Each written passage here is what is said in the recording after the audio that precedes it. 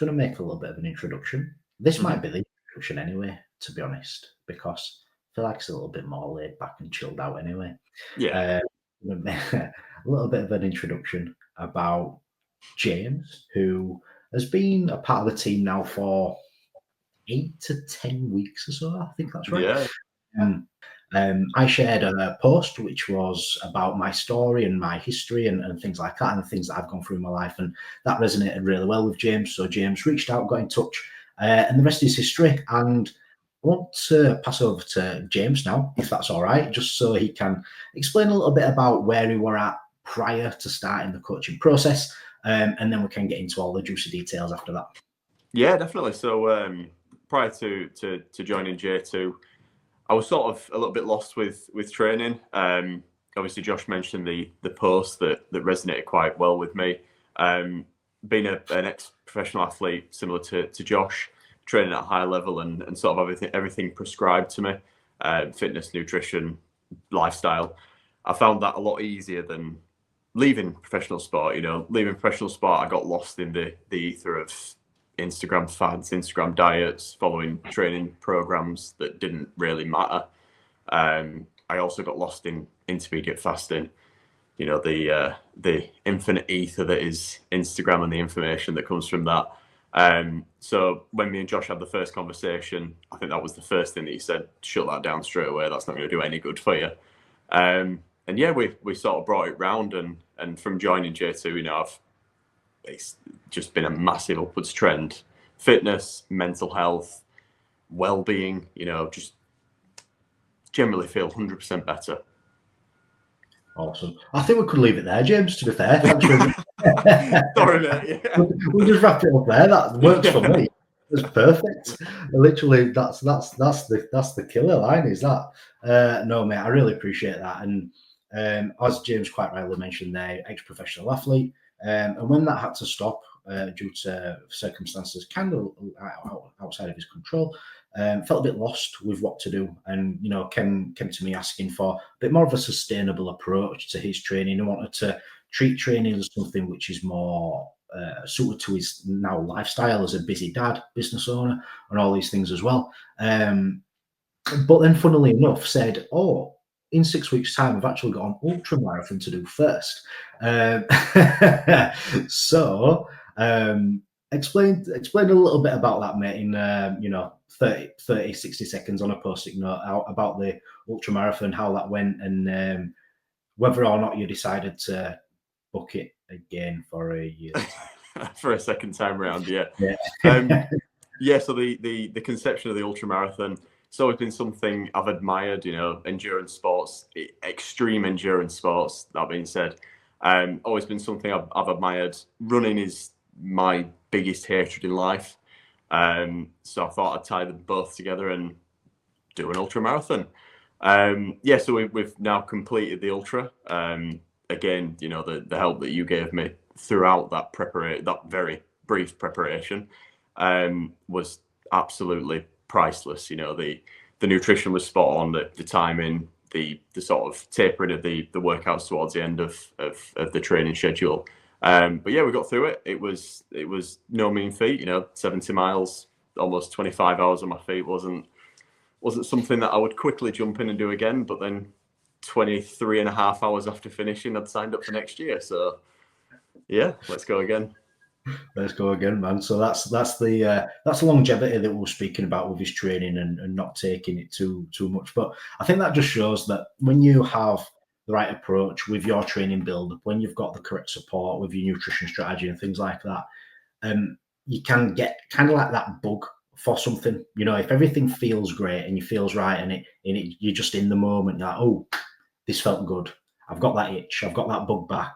I'm going to go again. There's something really powerful and fantastic about that. So yeah, we are definitely going to be moving into more of a balanced overview with James's training and nutrition and things like that, up until we need to start a prep for the ultramarathon again, 100%, because that's what James is looking for. But I think everybody in their life, if they've got challenges or events or something to work towards, it almost gives you that sense of drive and motivation and willpower and discipline to know that everything that you're doing every single day he's building up to that event, which I think there's something really powerful about that. James, how did, if you don't mind me asking, how did your experience, or how's your experience so far with the training, the nutrition and things been slightly different compared to what you've done in the past with the cycling and stuff like that? Yeah, so the cycling, I use the term prescribed quite a lot when it comes to sort of describing how best to encapsulate what we do, you know, when it comes to training and nutrition. Previously, when it came to sort of professional cycling, it very much was the meals were set, the calories were set via the nutritionist who set the meal, so there was no real choice. And I found that at the time, I found that easy because it was, like we've discussed on many occasions, Josh, it was one less decision to make. And, you know, the decisions then became a bit of a hindrance because it was getting in the way of training, it was getting in the way of conditioning and recovering. However, now being, you know, a dad of three, you know, busy with business, the choice, it's not so much I need the choice, but the choice breaks up the monotony of daily life. And obviously you gave me the three choices or three ideas of meals, and then over time we broke away from that and sort of created the meal plan for that. However, when it comes to training, you know, my training, as I mentioned before, was very sporadic. It was, I'd follow an Instagram fad, or I'd follow some kind of made up exercise program for 2 or 3 weeks and then realize that won't work, so let's try something else. Whereas with yourself, it's the constant communication, the constant backwards and forwards. You know, if something's not working exercise wise, we just change it up and make something else work in its place. And being on the current sort of the three phase training program that you do, being on that currently, I've noticed a massive difference already. You know, just in my feel of the muscles and yeah, it's going well. I'm enjoying it. Good, awesome, mate. How do you feel just in general, like energy levels, day to day life? How present you are after a long day at work and stuff like that. Now that we've been able to claw you away from the BS dieting fads and the sporadic training to more consistency, you're actually eating a lot more food. How are you feeling now in comparison to that? 100% better. Now, this is probably going to sound scripted, and by no means is this scripted whatsoever. But let's look at that 10 later. Yeah, that's it. Yeah. Honestly, you know, 100% different person. You know, prior to this, I was sort of, I wouldn't say fatigued, but I was a bit mentally fatigued when it came to training. I'd sort of drag myself out for the sake of, I need to train, otherwise I haven't earned the rest day. But as we quickly found out within the first couple of sessions speaking, the training that I was doing was probably doing more harm than it was good. I was taking it to zone 4 in cardio straight away. You know, I'd do 45 minutes at zone 4, come away, feel like absolute rubbish. And then the next day I'd spend the next training session essentially recovering, but by putting myself back into the red. And I was never progressing. So I think mentally that drained me because I never saw a staged progression. It was just fatigue, recovery, fatigue, recovery, fatigue. And I was never growing. I was never, the performance wasn't increasing. Which then affects your mental health outside of that. You know, I sort of felt very stagnant in life. The intermittent fasting, or the intermittent fasting, should we call it, that I was doing, wasn't helping at all. You know, I'd get to lunchtime and I'd be absolutely ravenous, and that'd affect my mood for the day. Then I'd feel that sort of everything got on top of me because I was chasing that sort of deficit every day. And my wife would be the first to tell you that, you know, I'm a wholly better person, as in effort and being present, you know, at home, and my mental strength and sort of resilience has increased tenfold, and I feel happy, I feel more alert, which is brilliant. You know, and that's exactly what I asked you for at the start. You know, I said to you when I first joined that, listen, the training and the nutrition is what I want, but I want to start a new norm. I want this to be the new baseline, and that's exactly what you've done. That's wicked, mate. Thanks for sharing that. And I think I'm literally just thinking out loud there. I think when we first spoke, we were speaking about we want training to be more balanced, but I think in hindsight, what you actually wanted was lasting energy. You wanted to feel more present. Yep. You know, you wanted to have days where you got home after a long day's work, and you still had that mental capacity and cognition to be the great dad that you are, to be present with your partner and stuff like that.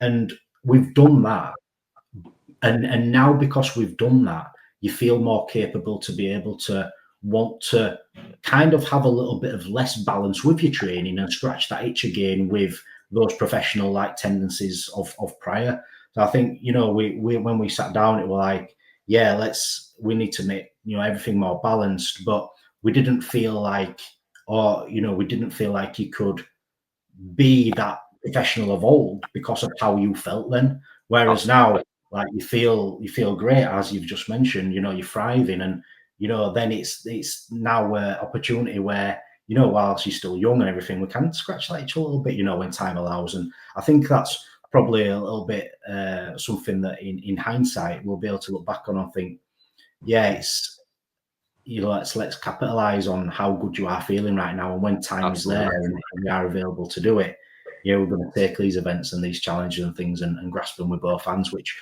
I'm pretty sure is why within a day, not even a day after you'd finish that grueling 25-hour 70-mile endurance ultra, whatever you want to call it, you'd rebooked on. So yeah, that's it. Yeah, I think smashed it, James, as well, mate. So thank you very much for all your efforts and everything that you've done so far. You're an absolute top boy. Joining in Power Hour every week, welcoming everybody into the group. You're a star, mate. So thank you so much. Now, appreciate that. Last one from me, mate, if you don't mind. And this is just the usual one that all these interviews end with is if someone is watching right now and they are on the fence about joining the team, what would you say to them? I'd say if you're on the fence, you're already at the point where you should be joining, essentially. I think getting to the point where you're teetering and you're thinking, should I do it? Your mind's already set to, you are ready for the next step. And I think the conversation with you right at the start, Josh, I often go back to that, and I think me and you had that conversation. I think I was ready, but I didn't know I was ready.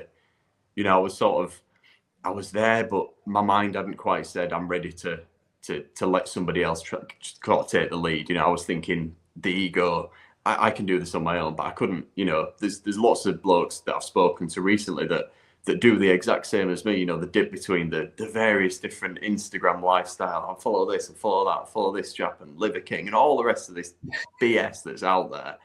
But then what happens is it's also short-lived, that by the time there's any gains or any kind of change that's made, you're on to the next one.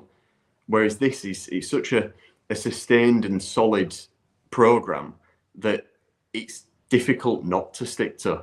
The accountability from yourself that you give yourself, that you show to the guys that are within the team. I think that sets a precedent that people don't feel like they're letting you down. They feel like they're letting themselves down because you're not letting yourself down. And that's something that you couldn't put a label on that and say, I can use this as a reason, because that, I'm trying to explain it. I'm probably messing up explaining it there, but that very much is, the accountability is there. The guys, every time you open WhatsApp and there's the message within the group and somebody's done something challenging, I just think, well, I need to go and do something now. That's constant camaraderie, and it's brilliant. So if you are sort of on the edge of thinking, should I join, should I not, join. I completely and 100% guarantee that you will not regret it. You will not regret it one bit. You regret not joining sooner, in all honesty.